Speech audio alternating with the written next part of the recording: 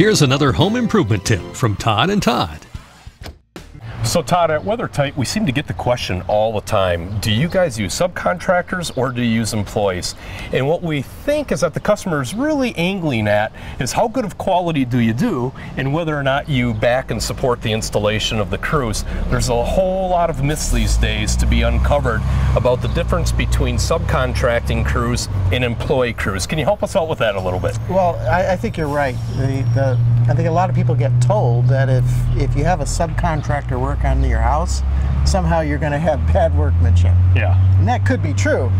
You could also have an employee that works on your property that doesn't know what he's doing or is having a bad day, and you could still end up with a bad job, right? That's right, absolutely. So it really is not whether they're subcontractors or employees that makes the difference. It's the standards that the company sets. Right. And for instance, we're a mixture here, WeatherTight. We have some subcontracting crews and we have some WeatherTight employee crews. And why do we use both, Todd? Why don't you tell us a little bit about that? Well, from one season to the next, we may vary in volume by as much as 5 times. So in the dead of the winter, for example, we might have much lower demand for workers, where in the fall, for example, when everybody's getting ready for winter. That's right, that's a busy time. We have a giant demand for getting work in before the snow flies. Okay. So rather than make people wait, you know, to have these extended lead times when we have 5 times as much demand, we're able to scale our workforce appropriately to what the demand is for each season. Does that make sense? Yeah, absolutely. Okay, so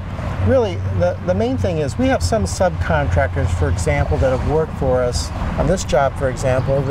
He's worked for us for over a decade. Wow, that's a long time. Right, and we know the quality of his work, and we only allow the very best subcontractors in the city to work for us. We know their quality, we know the standards, they know what we demand, so we don't have a problem with any substandard work ever at WeatherTight. So if you do have substandard work, what do you do?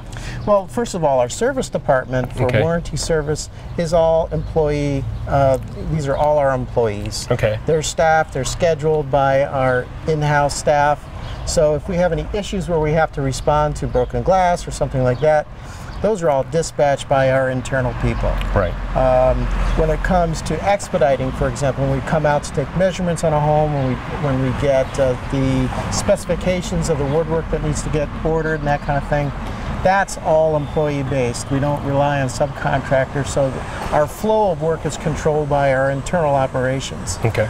Installation, however, will be a fluctuation between employee and subcontracting crews, and if it's really important that somebody really feels they need to have an employee on their property, we could do that. Yeah. Just have to ask. Right.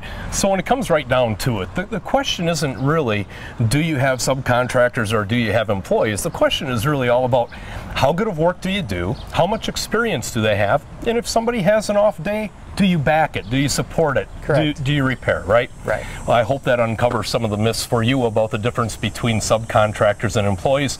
At WeatherTight, we use both, and either way, you're going to get an excellent installation.